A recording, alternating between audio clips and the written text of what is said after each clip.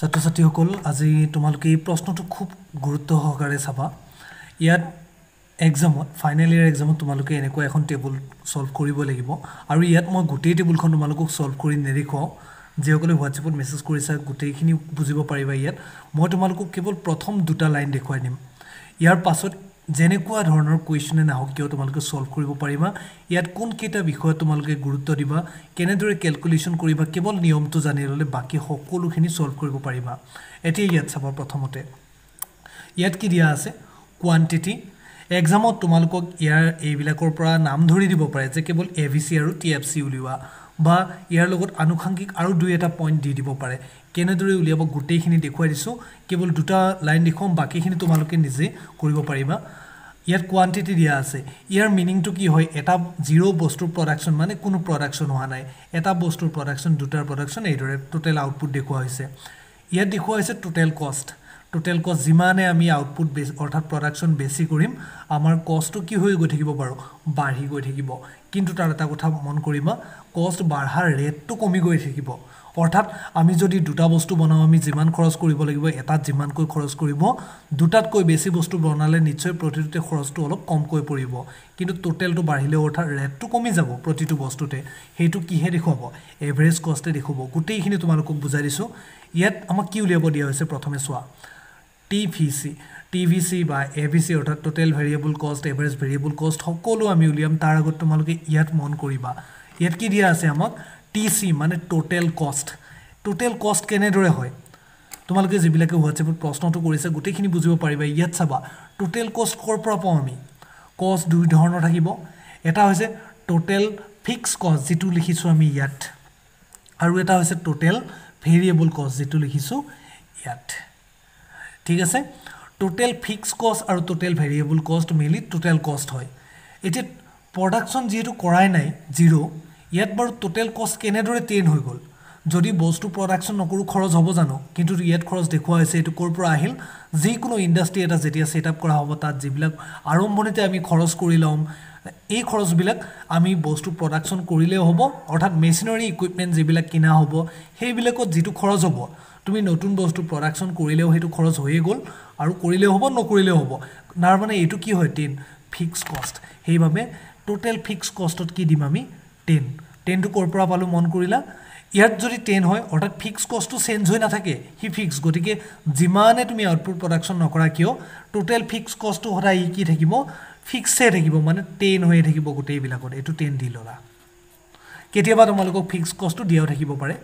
ইয়াৰ পাছত এতিয়া চোৱা প্ৰডাকশন জিৰো প্ৰডাকশন হয় নাই টোটাল ফিক্স কষ্ট 10 হল প্ৰডাকশন হলে ভেৰিয়েবল কষ্ট কোনটো হয় প্ৰডাকশন চলি থকা সময়ত যিবিলাক খৰচ হয় ৰ মেটেৰিয়েল ইউজ কৰাত বা অন্যান্য যিবিলাক আমি লেবাৰক ওয়েজ দিব লাগে এইবিলাক যেহেতু প্ৰডাকশনে আৰু হোৱা নাই ইয়াত খৰচ হ'ব জানো আৰু নহয় গৰিকে নতুন প্ৰডাকশন নহলে ইয়াত কি দিব লাগিব জিৰো দিব লাগিব এতিয়া এটা বস্তু প্ৰডাকশন কৰা হৈছে এটা বস্তু প্ৰডাকশন কৰাৰ লগে লগে খৰচ কিমান হৈ গল 30 কিন্তু ফিক্স কষ্ট আগৰ প্ৰায় 10 আছিল অৰ্থাৎ নতুনকৈ খৰচ কিমান হল ইয়াতে 20 এটা বস্তু প্ৰডাকশনত টোটাল ভেৰিয়েবল কষ্ট কিমান 20 আৰু ভেৰিয়েবল আৰু টোটাল ফিক্স কষ্ট মিলাই কিমান হ'ব লাগিব 30 হ'ব লাগিব বুজি পাইছা 30 দুটা বস্তু প্ৰডাকশন কৰোতে 45 খৰচ হলে তো रुपीस হ'ব পাৰে যেনেকুৱা ধৰণে দিয়া থাকে 1000 रुपीस হ'ব পাৰে এতিয়া